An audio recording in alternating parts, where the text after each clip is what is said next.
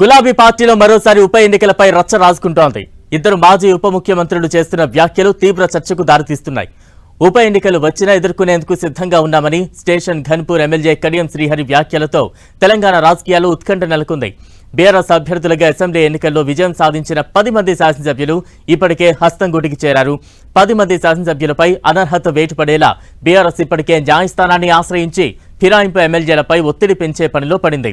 ఈ క్రమంలోనే అవకాశం దొరికినప్పుడల్లా కేటీఆర్, హరీష్ రావులు ఉప ఎన్నికలు రావడం ఖాయమని చెబుతూ కీలక వ్యాఖ్యలు చేస్తున్నారు.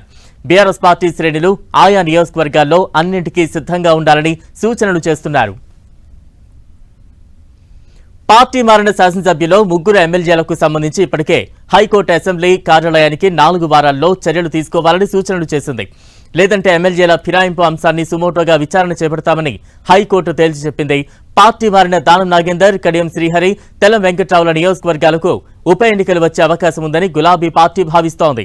అందుకు అనుగుణంగా ఇప్పటికే స్టేషన్ ఘన్పూర్ నియోజకవర్గానికి మాజీ ఉప ముఖ్యమంత్రి తాటికొండ రాజయ్యను ఇన్ఛార్జిగా నియమించింది.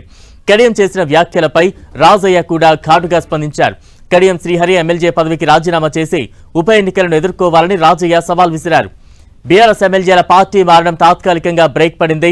ఉప ఎన్నికలు వస్తే వలసలను పూర్తిగా నివారించేలా ఫలితం ఉంటుందని గులాబీ పార్టీ నేతలు భావిస్తున్నారు. ఒక్క అసెంబ్లీ స్థానానికి ఉప ఎన్నిక వచ్చినా తమకు రాజకీయంగా కలిసి వస్తుందని గులాబీ నేతలు ధీమా వ్యక్తం చేస్తున్నారు. ఎన్నికలు ఎప్పుడు వచ్చినా కాంగ్రెస్ పార్టీ ఎదుర్కోవడానికి సిద్ధంగా ఉన్నది. దీని గురించి మేమేమి ఆందోళన చెందడం లేదు. వాళ్ళు ఆలోచించుకోవాలి. డిపాజిట్లు వస్తాయా రావాలి, డిపాజిట్లు వస్తాయా రావాలి వాళ్ళు ఆలోచించుకోవాలి. స్టేషన్ ఘన్పూర్ నియోజకవర్గంలో కాంగ్రెస్ పార్టీ బలంగా ఉంది. ప్రజలు కాంగ్రెస్ పార్టీ పట్ల చాలా అనుకూలంగా ఉన్నారు.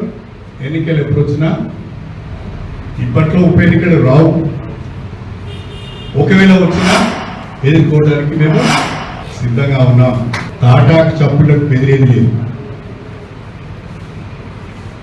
3 దశాబ్దాల రాజకీయం నాది. మీలాంటి వాళ్ళు చాలా మందిని చూస్తాను. ఎంతమందిని చూస్తారో నేను.